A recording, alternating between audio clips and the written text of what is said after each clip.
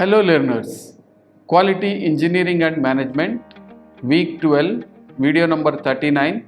The topic is on Direct Quality Cost, presented by myself, Dr. N. Venkateshwarlu, Associate Professor, Mechanical Engineering, School of Engineering and Technology, IGNOU, New Delhi. Objectives. Learners, after listening to this video lecture, you will be able to understand direct quality costs, explain categories of direct quality cost, understand direct and indirect costs, describe how the cost of quality is important to total quality. So these are the various objectives we are going to learn in this video lecture.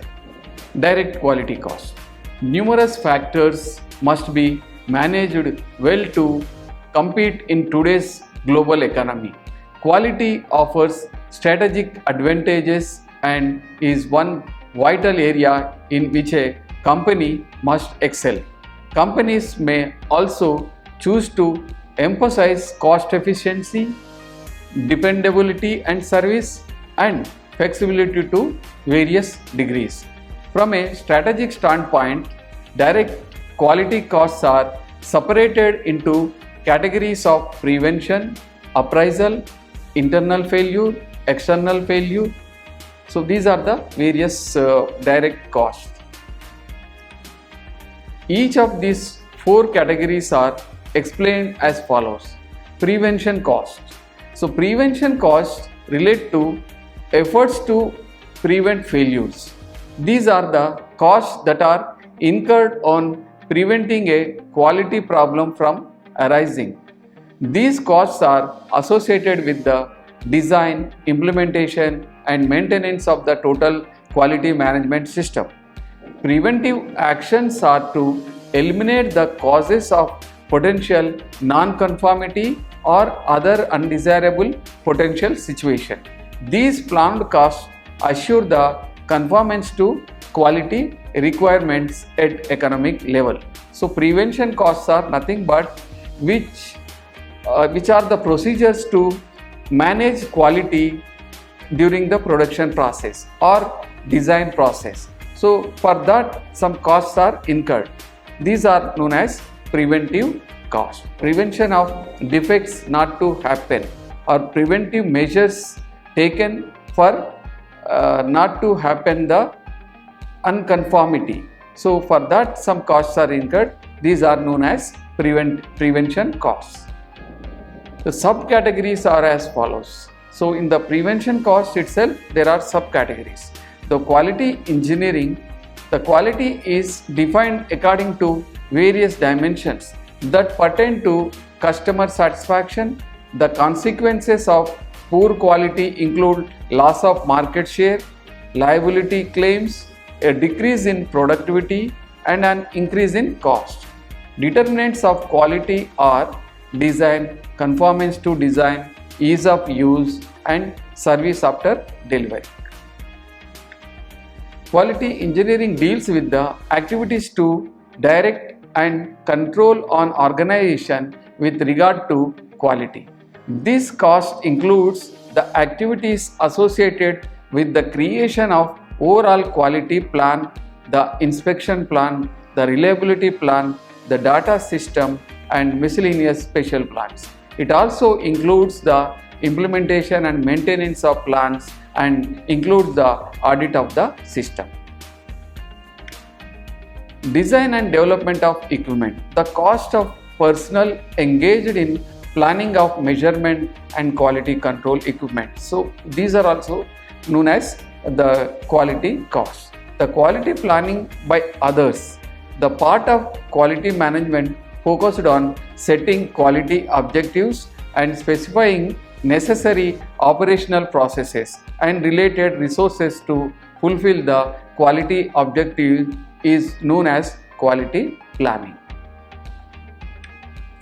Quality training.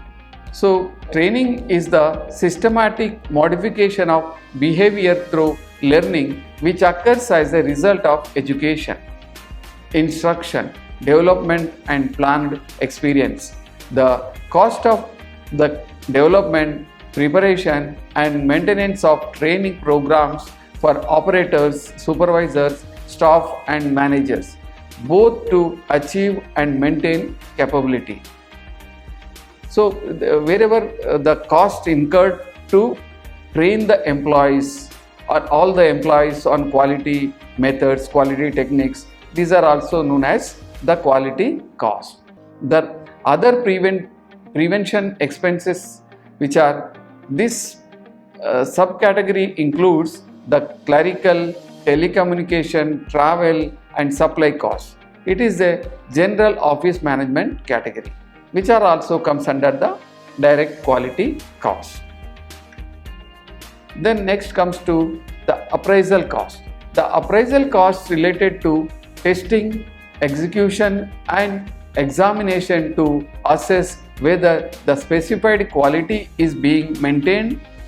Appraisal costs are associated with the suppliers and customer evaluation of purchased materials, processes, intermediates, products and services to assure conformance with the specified requirements. These costs are incurred to determine the condition of the product and assure that it meets specifications. The cost of appraisals are incurred for auditing service procedures to make sure they conform to prescribed work practices. In manufacturing, they include inspection, test gauges and test equipment and other expenses necessary to determine the condition of a product after it has been made but before it is released to the customers. These costs include checking materials furnished by suppliers in process and final inspection and test, maintenance of the associated equipment and the cost of materials used in the destructive testing. These are also known as a appraisal costs. Then internal failure costs. Internal failure costs arise due to internal failures such as cost results from a product or service failing to meet the quality requirement prior to delivery. Internal failures are those discovered during the production process. Internal failure occurs for a variety of reasons, including defective materials from vendors, incorrect machine settings, faulty equipment, incorrect methods, incorrect processing, carelessness, and faulty or improper material handling procedures. The cost of internal failures include lost production time, scrap, rework, investigation cost, possible equipment damage, and possible employee injury. These are all known as which are occurred in the industry itself. So that's why we are calling it as internal failure cost. The failure analysis. The cost incurred to determine the cause of product failure. So any product failure उसके लिए for this some examination takes place, that is known as a failure analysis. For that also some cost incurs. So that is the known as the internal failure cost. Reinspection. The cost of reinspection or retest of products that have been reworked. Fault of supplier. Unrecovered losses incurred due to failure of supplier material. These are the various internal failure costs. Then downgrading. So because of various reasons some products will be downgraded, or this cost is the price differential between the internal selling price and the reduced price because the product is usable but does not meet specifications. The internal failure activities are associated with the correction or disposition of defective product which is detected prior to its acceptance by the customer. So these are all downgrading or direct quality costs. Then external failure cost. External failure costs arise from the rejection of the products or services by the customers due to poor quality. So external means the ones we after producing our material reaches to the customer, they will reject. Because of that, some cost will be incurred. That is known as external failure cost. External failure costs are associated with defects found after items are shipped to the customer. Warranty costs, product liability suits, allowance for the defects, return items, and costs associated with handling complaints fall in the category. In a service business, this category would include the cost of errors and delays. External failure costs can be reduced by more rigorous checking, inspection, testing, which might increase internal failure costs as more failures are detected in-house. Direct and indirect cost. We can further divide the quality cost in the following two categories: direct cost and indirect cost.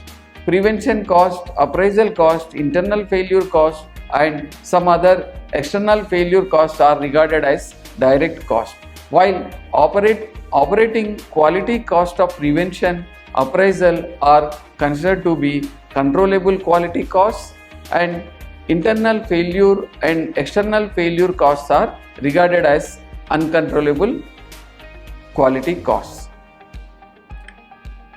Figure 13.5 illustrates the relationship between the controllable and uncontrollable quality cost curves and the combined direct quality cost curve.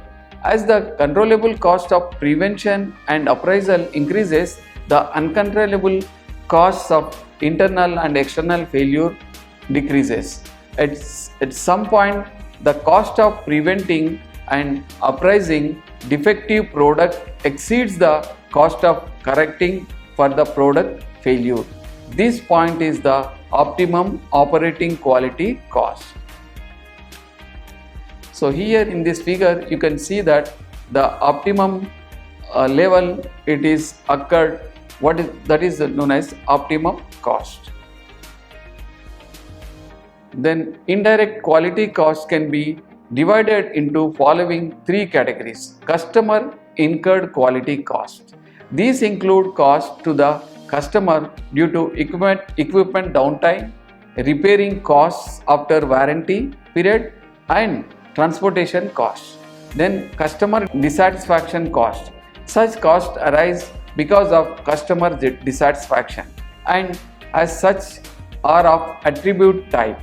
Such costs are high when defect levels are high and low when the defect levels are low. Loss of reputation costs. Because a product, so reputation gone, then we can incur various loss. That is because of quality. So that is known as loss of reputation costs. These costs are related to attitude of customers towards the company, because the lowering of a company's image or esteem in the perception of the customers, future sales are adversely affected. Hence, such costs are the costs arising from the foregone opportunities due to loss of reputation. The indirect costs are mostly intangible and are difficult to measure. However, they do affect the quality cost curve.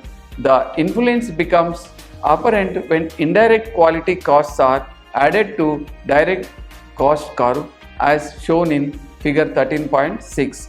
You may note that optimum point is moved to the right, which indicates the need for a lower direct level, and this can be attained by increasing the prevention and appraisal cost. Prevention and appraisal cost will lower the external failure costs. A lower external failure cost has a desirable influence on the indirect cost.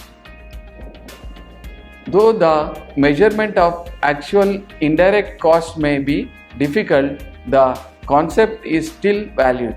A knowledge that such costs do exist can be useful in economic analysis.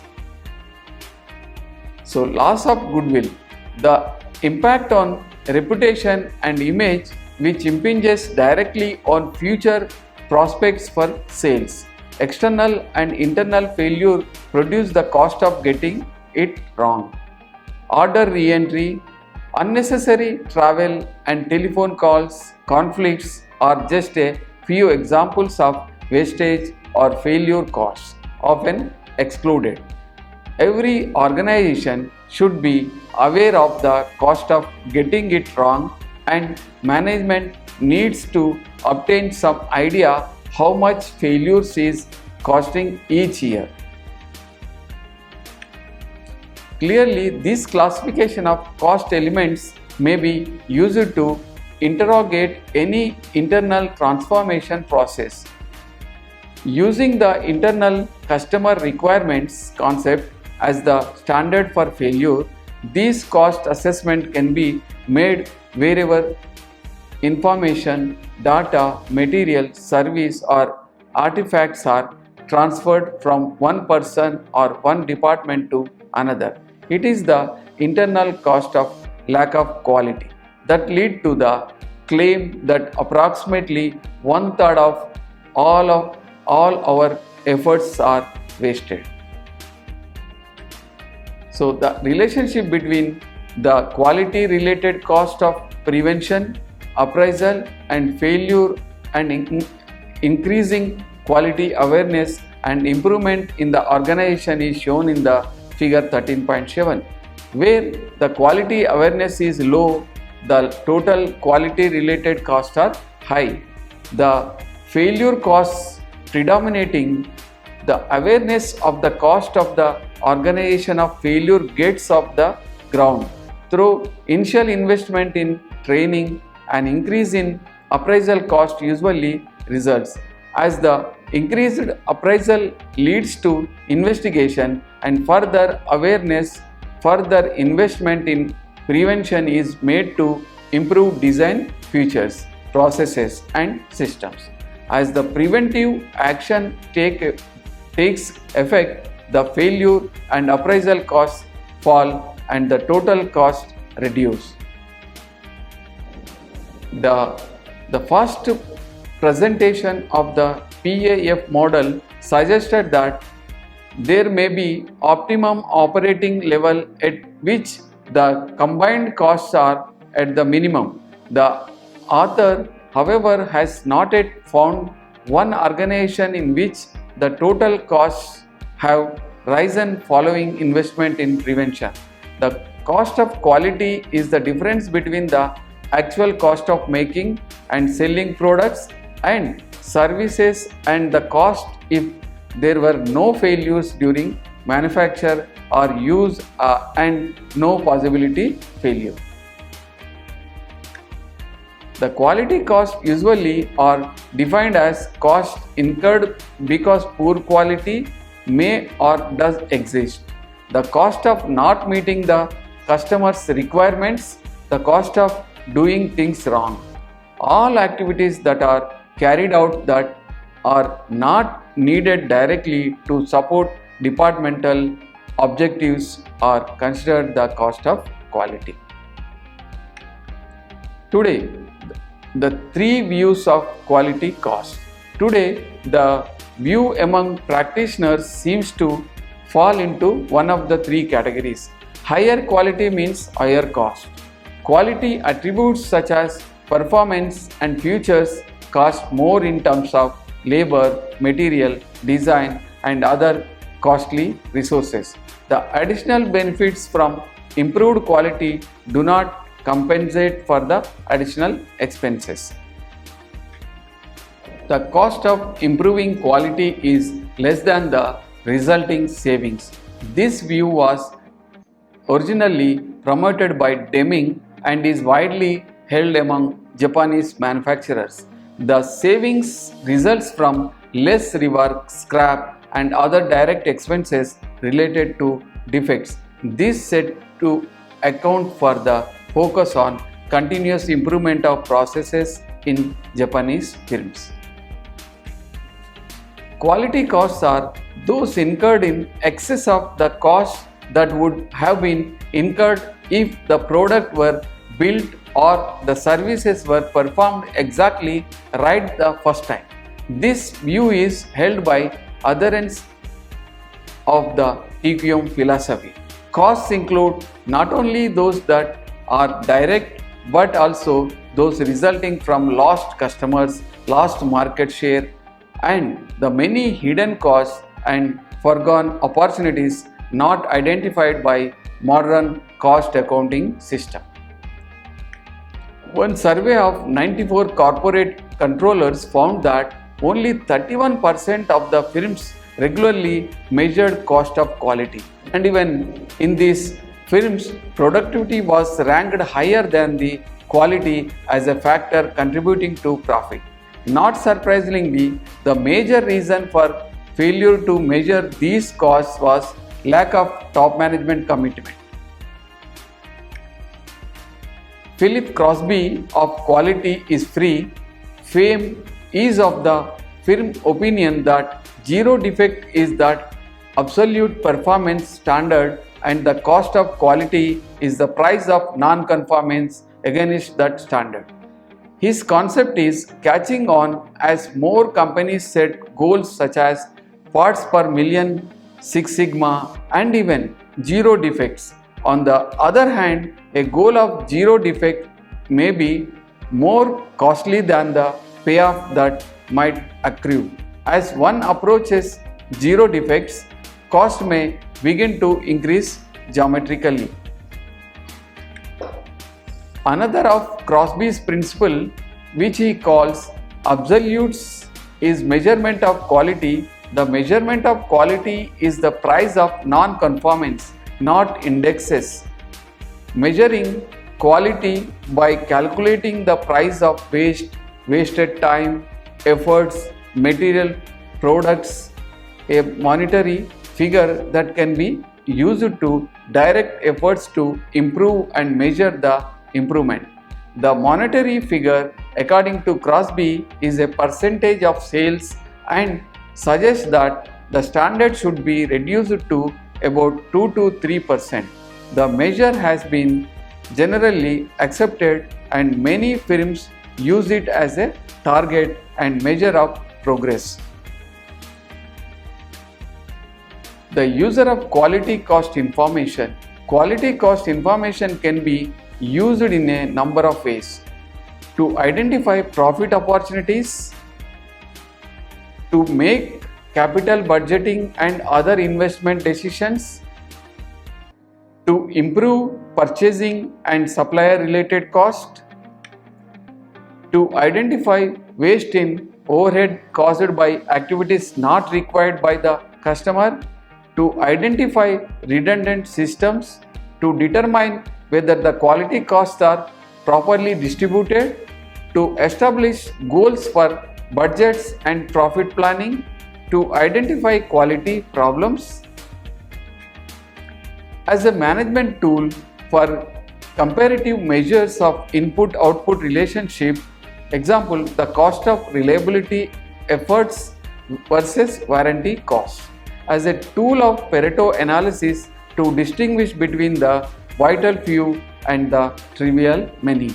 As a strategic management tool to allocate resources for strategy, formulation and implementation. As an objective performance appraisal measure. General Electric cost of quality system is increasingly emphasizing non-product features such as inquiry responsiveness, delivery times and billing accuracy. The emphasis is on root cause analysis and process improvement, simplifying procedures and reducing cycle time and driving down quality costs while improving customer satisfaction. Internal and external systems measure performance versus customer expectations. These systems also track opportunities that have been lost by non-conformance to customer expectations. Activity-based costing attempts to collect information on financial and operational performance and traces the significant activities of a firm to process, product and quality cost. ABC can provide to be a highly suitable technique for TQM because it encourages management to analyze activities and determine their value to the customer. A 5-step process has been recommended by D.W. Webster for using activity-based costing to identify the cost of poor quality. Using ABC to identify quality cost. Identify all activities and results. Determine the activity costs associated with prevention and appraisal tasks and with internal and external failures. Identify the activities that benefit from prevention and appraisal activities and that cause internal and external failures. Assign the activity-based cost of quality as appropriate. Assign the cost of prevention and appraisal to the activities that benefit from prevention and appraisal. Assign the cost of internal and external failures to the activities identified as the root cause of these failures. Adjust the calculated cost of products and services to reflect this additional cost of quality.